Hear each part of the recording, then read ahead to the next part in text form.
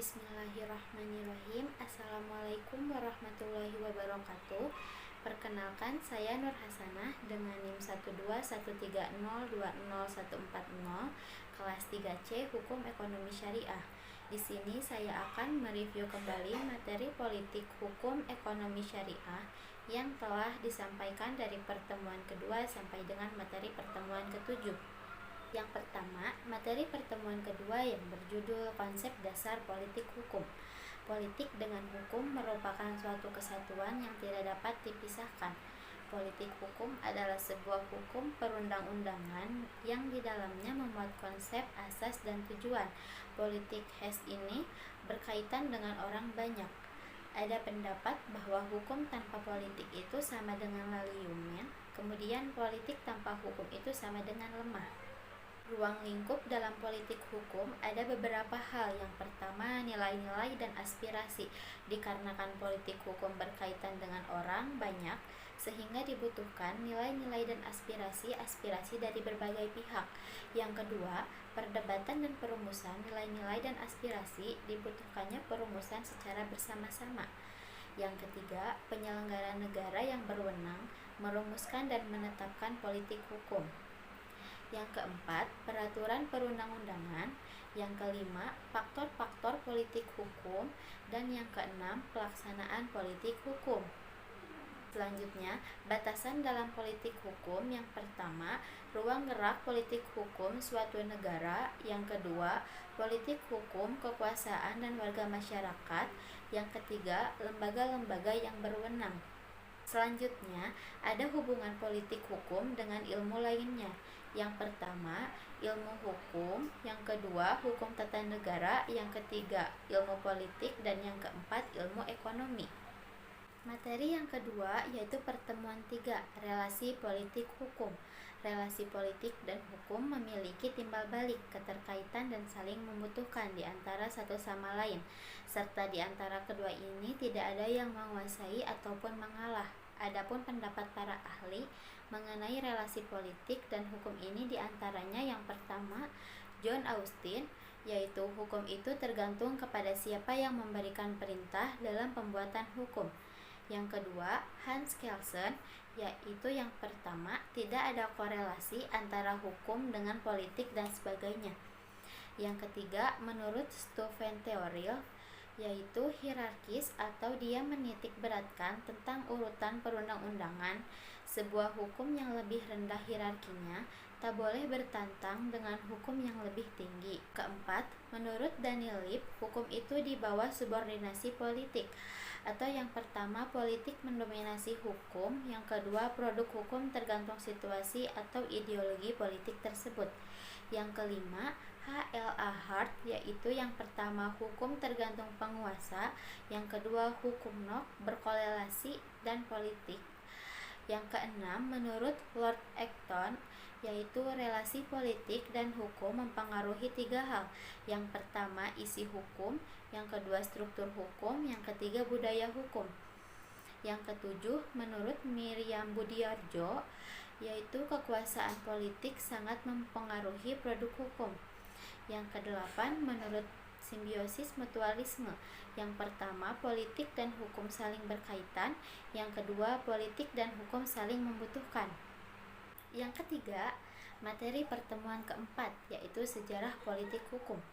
Pendapat Imam Syaukani dan Ahsin Toheri yang melatar belakangi keberadaan disiplin politik ilmu hukum karena adanya ketidakpuasan para teoritis atau sarjana-sarjana hukum terhadap mode pendekatan hukum.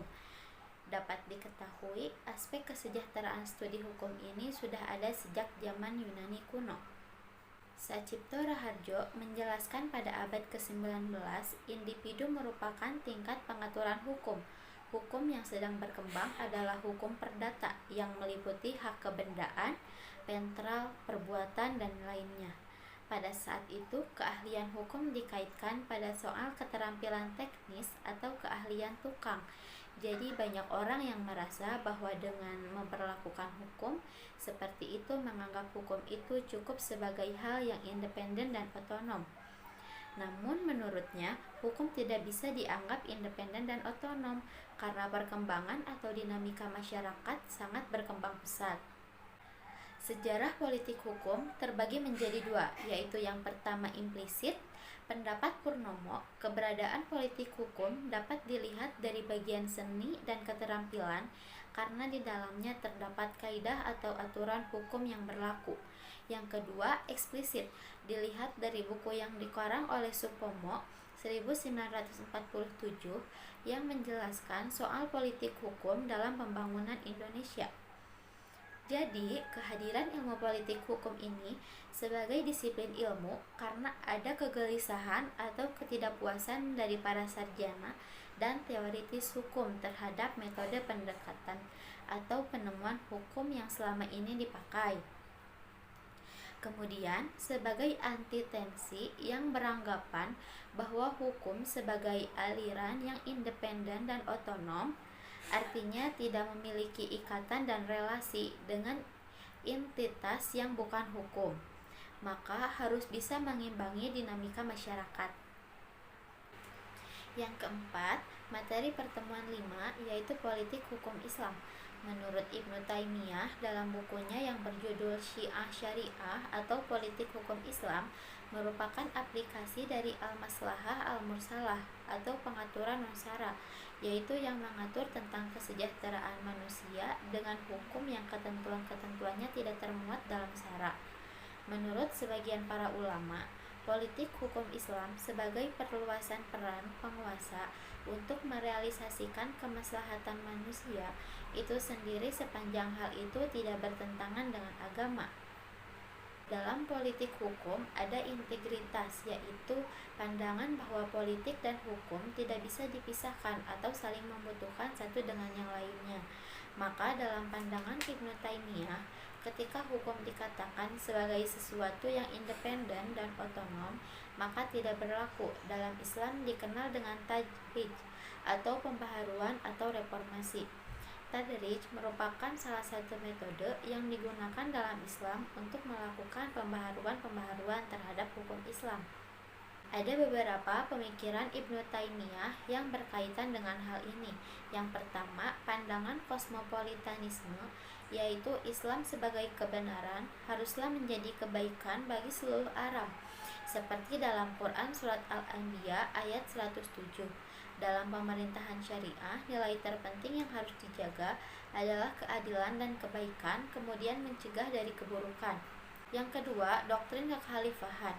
Doktrin ini memiliki isu sentral, yaitu kembali kepada Al-Quran dan hadis dengan membuang jauh-jauh perbuatan syirik, ropah, bid'ah, kemudian pengkultusan seseorang dan lain-lain.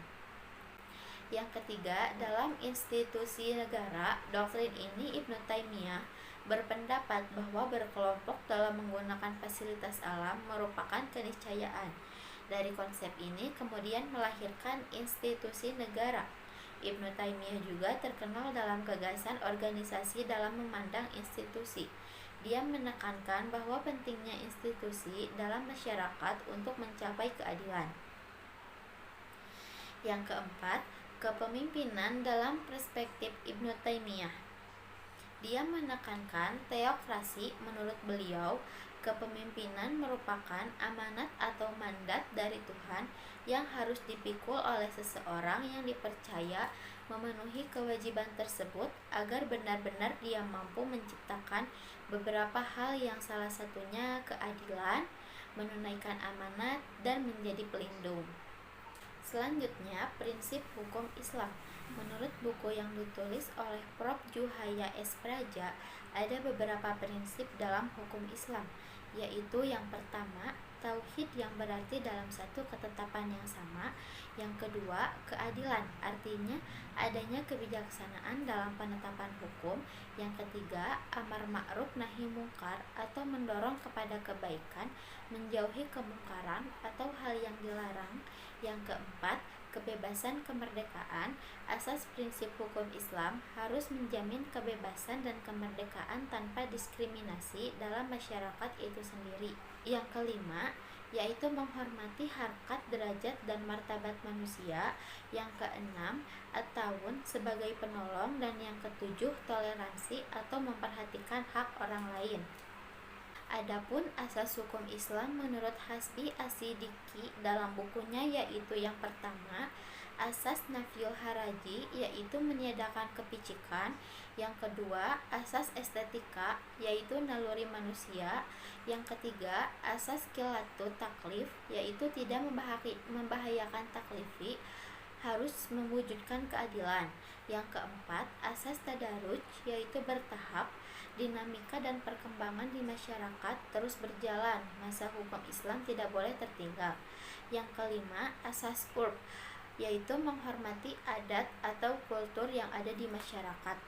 Yang keenam, asas kemuslihatan manusia yaitu seiring dengan mereduksi sesuatu yang ada di lingkungannya, harus memperhatikan beberapa faktor yang ada di lingkungan itu sendiri. Yang ketujuh yaitu asas keadilan yaitu keseimbangan. Yang kedelapan, asas syara menjadi zatiyah Islam pintu ijtihad. Selanjutnya yang kelima, materi pertemuan 6 yaitu sifat hukum sebagai objek kajian politik hukum 1. Relasi politik dan hukum memiliki ikatan yang tidak bisa dipisahkan antara satu dengan yang lain dengan alasan dinamika-dinamika di masyarakat itu sendiri.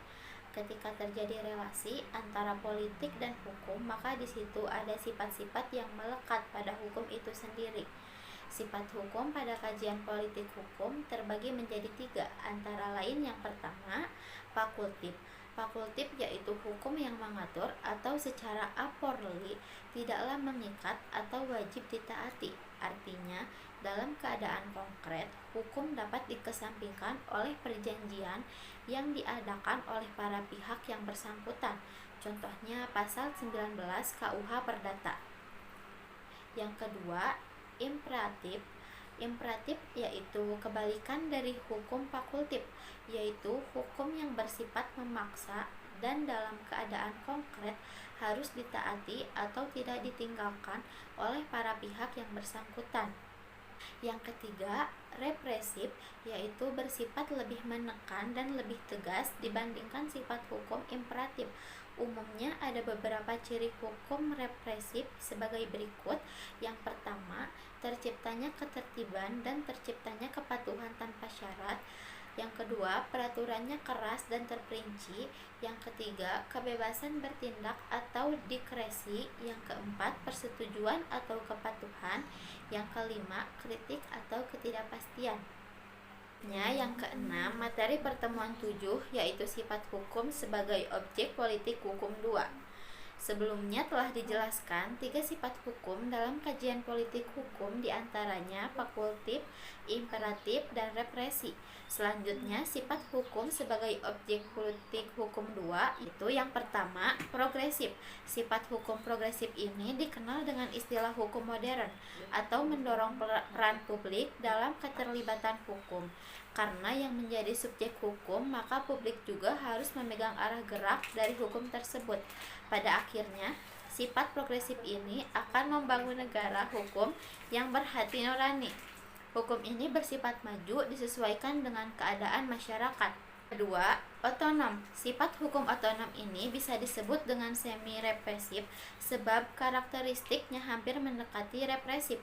Sifat hukum otonom memiliki karakteristik yang teliti dengan ikatan penuh sehingga dibatasinya partisipasi masyarakat, namun dengan prosedur yang mapan. Maksaan pun dapat terjadi karena sempitnya penyerahan wewenang serta dibatasi, tetapi keabsahan berdasarkan prosedur yang benar. Yang ketiga, responsif. Sifat hukum responsif ini lebih menyerupai sifat hukum progresif. Dilihat dari karakteristiknya yang terdiri dari di bawah asas hukum dan kebijakan, mewujudkan keadilan yang substansial, direkresi yang diperluas, dan menghindari pemaksaan. Ciri yang menonjol dari konsep hukum responsif adalah 1. Pergeseran menekan dari aturan-aturan ke prinsip-prinsip dan tujuan. 2. Pentingnya kerakyatan baik sebagai tujuan hukum maupun cara untuk mencapainya. Sekian review materi dari saya, kurang lebihnya mohon maaf bila ada kesalahan kata. Wassalamualaikum warahmatullahi wabarakatuh.